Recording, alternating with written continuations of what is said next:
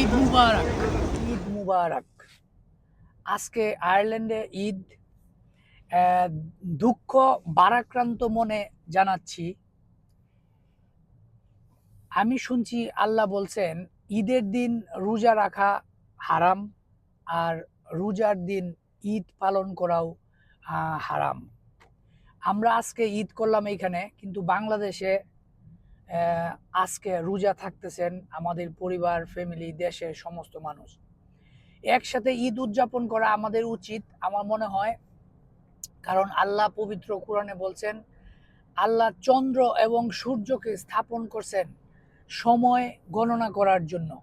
সেজন্য যেহেতু পৃথিবীর জন্য চন্দ্র একটাই, পৃথিবীর যে কোনো জায়গায় চাঁদ দেখা গেলে আমাদের এই চাঁদ সারা পৃথিবীর জন্যই সত্য।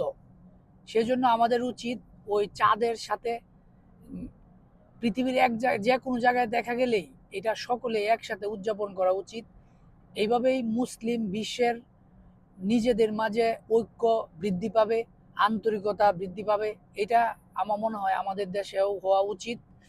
সো আশা করি আমাদের দেশের যারা ধর্মীয় নীতি নির্ধারক আছেন ওনারা এই ব্যাপারটা বিবেচনা করবেন। আমি মাত্র মসজিদ থেকে আসলাম ঈদের নামাজ পড়ে। আল্লাহর কাছে শুকরিয়া।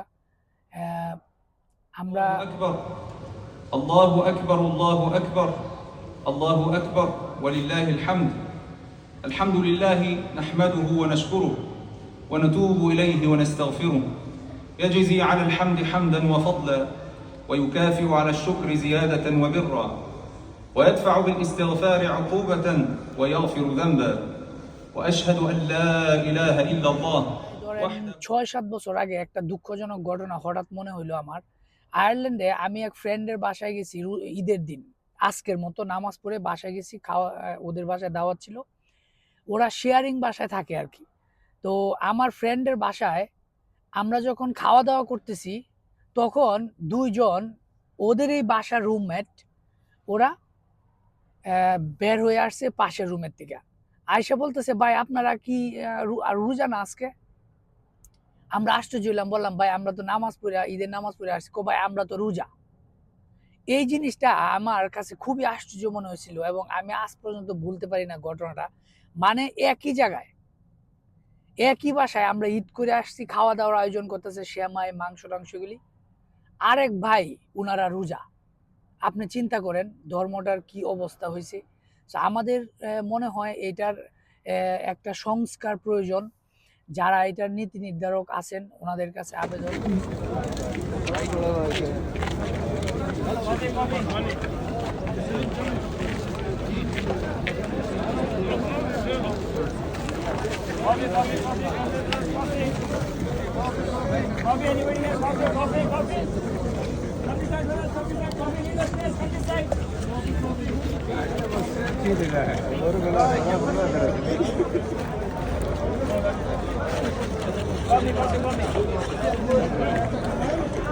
Normal.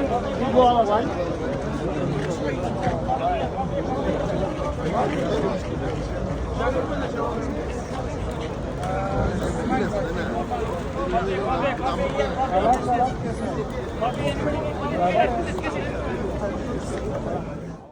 আমাদের পেজের সাথে সম্পৃক্ত আমাদের অরেঞ্জ গ্লোবাল কনসালটেন্সি লিমিটেডের সাথে যারা আছেন তাদেরকে সকলকে জানাই ঈদ মুবারক।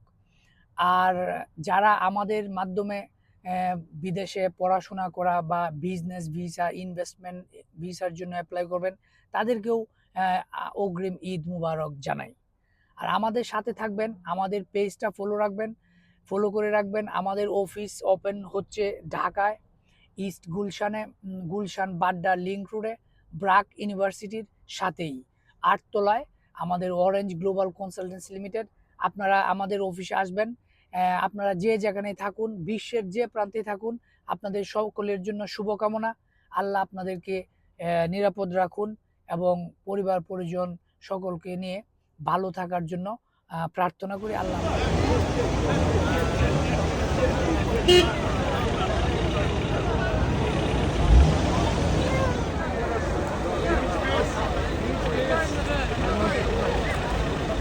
Brother.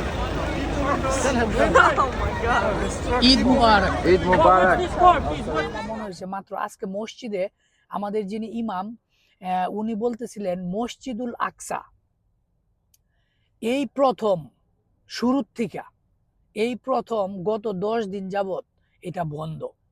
মসজিদুল আকসা ইসরায়েল বন্ধ করে দিছে যাতে এখানে কোনো নামাজ, কোনো কিছু ইত্তেকাফ, কোনো কিছু করতে না পারে। তো হুজুরের কথাটা শুনে আমি আশ্চর্য হইলাম। এইটা মসজিদুল আকসার ইতিহাসে এই প্রথম যে মসজিদটা বন্ধ হয়েছে, এইখানে কোনো কার্যক্রম চলতেছে না। তো এটা দুঃখজনক। আমাদের উচিত যারা মুসলিম বিশ্বের লিডার আছেন ওনারা এই ব্যাপারটা গুরুত্ব সহকারে দেখবেন এবং যাতে এই ধরনের ঘটনা পুনরাবৃত্তি না হয় সেই ব্যাপারে ব্যবস্থা নেবেন।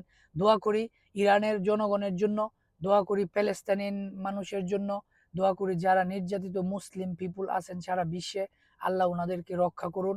আল্লাহ জালিমের হাত থেকে ওনাদেরকে রক্ষা করার জন্য একজন যোগ্য নেতৃত্ব সৃষ্টি করে দিন, যিনি আল্লাহর পক্ষ থেকে ওনাদেরকে রক্ষা করার জন্য ব্যবস্থা নেবেন। আমিন। সকলে ভালো থাকবেন। ঈদ মুবারক। আসসালামু আলাইকুম ওয়া রাহমাতুল্লাহি ওয়া বারাকাতুহু।